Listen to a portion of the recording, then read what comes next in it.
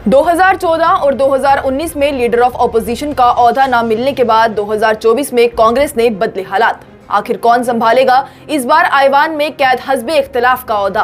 Party की जानिब से क्यों राहुल गांधी का ही नाम इस ओहदे के लिए सामने लाया जा रहा? आखिर क्या होता है ये लीडर ऑफ ऑपोजिशन? आईवान में इसकी क्या कुछ ताकत है और किन चीजों में इसका अहम किरदार होता है? चलिए जानते हैं। कांग्रेस इस बार भी लोकसभा इंतखाबात में ताकत में आने में नाकाम रही, पर एक बड़ी जीत जो कांग्रेस के हाथ लगी है वो ये कि इस बार आईवान में जो लीडर ऑफ ऑपोजिशन का ओहदा पाया जा सकता है, जो कि 2014 और 2019 में उन्हें नहीं मिला था।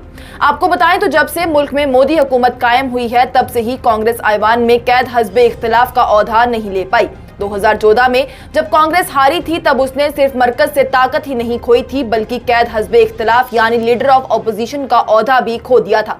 यानी कि कांग्रेस इतनी भी सीटें नहीं जुटा पाई थी कि आईवान में वो हुकूमत ही बना पाए और या हुकूमत की बनाई हुई पॉलिसियों पर अपोज कर पाए या किसी पैनल के सिलेक्शन में उनकी भी कोई हिस्सेदारी हो सके। हालांकि उस वक्त भी कांग्रेस की जानिब से लोकसभा स्पीकर को यह दरख्वास्त की गई थी कि उन्हें लीडर ऑफ ऑपोजिशन बनाया जाए, पर ऐसा हो न सका।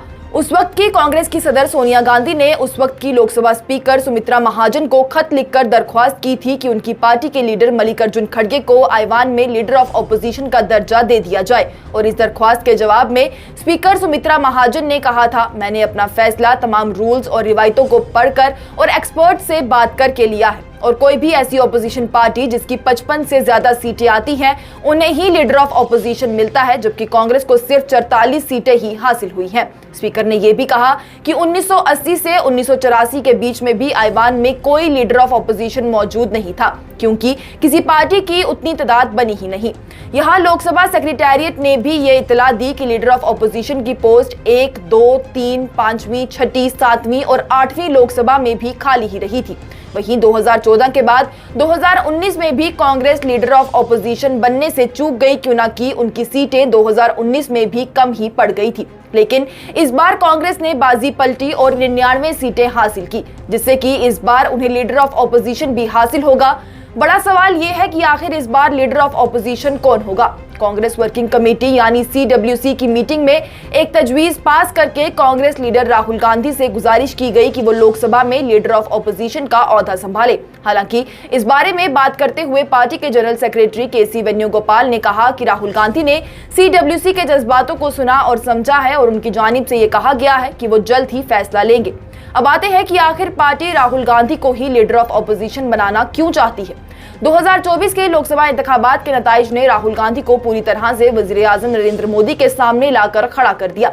चूंकि राहुल गांधी वजीर आजम नरेंद्र मोदी के लिए एक बड़े चैलेंज की तरह थे, लेकिन फिर भी इंडिया ब्लॉक की जानिब से अपने वजीर आजम के ओहदे के लिए उम्मीदवार का नाम वाजे नहीं किया गया। अब जब कांग्रेस पार्टी ने 99 सीटें हासिल की और सबसे बड़ी ऑपोजिशन पार्टी की तरह वो सामने आई और राहुल गांधी ने भी अपनी तमाम कैंपेन्स मोदी के खिलाफ ही की, जिससे उन्हें सबसे बड़ा ऑपोजिशन लीडर की तरह देखा जा रहा है। और अगर वो कैद हस्बे इख्तिलाफ बन जाते हैं तो उनके कद को सरकारी स्टैंप भी मिल जाएगी और सभी लीडरान इस चीज पर राजी हैं कि राहुल गांधी को ही ये ओहदा मिले। लीडरान का कहना है कि इंतखाबात के वक्त उनकी जानिब से बेरोजगारी, महंगाई, खवातीनों के साथ बराबरी और समाजी इंसाफ के मुद्दों को उठाया गया और यही सब मुद्दे सही तरीके से आईवान के अंदर भी उठाए जाने चाहिए। और इस तरह की मुहिम को आगे बढ़ाने के लिए ऑपोजिशन को और भी ज्यादा बेहतर, मजबूत और चौकस बनाने के लिए राहुल गांधी एक बेहतरीन शख्स हैं। और जो लोग आईवान को बचाना चाहते हैं और आईन को बचाना चाहते हैं वो लोग राहुल गांधी की क़यादत में महफूज महसूस करेंगे।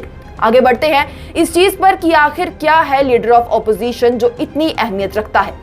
लीडर ऑफ ऑपोजिशन सिर्फ एक ओहदा ही नहीं है जो एक लीडर और उसकी पार्टी की हैसियत को बताता है, बल्कि ये ओहदा अपने साथ कई इख्तियारात और मराद को लेकर आता है। लीडर ऑफ ऑपोजिशन आईवान में निशस्तों और कमरों की अलॉटमेंट, सरकारी दस्तावेजात की फराहमी, पार्लिमानी कमेटियों की तश्कीली और आईवान को रोजमर्रा के काम में कलीदगी का किरदार अदा करता है। अहम बात यह है कि लीडर ऑफ ऑपोजिशन मुख्तलिफ इदारों जैसे CBI, central vigilance commission, central information commission, NHRC, Lokpal और इलेक्शन कमीशन के सरबराहों के इंतखाबी पैनल का हिस्सा भी होता है, जिससे हर अहम फैसले में या हिकमत अमली में उसकी जरूरत होती है और उसके फैसले की अहमियत भी होती है। अब देखने वाली बात ये होगी कि राहुल गांधी क्या CWC की दरख्वास्त को मानकर लीडर ऑफ ऑपोजिशन बनते हैं या नहीं, क्यों ना कि इस चीज का इंतजार कांग्रेस की जानिब से लगभग एक दहाई से किया गया है और अब जाकर उन्हें ये ताकत हासिल हुई है जिसकी अहमियत बेहद ज्यादा है। Bureau report, news insider.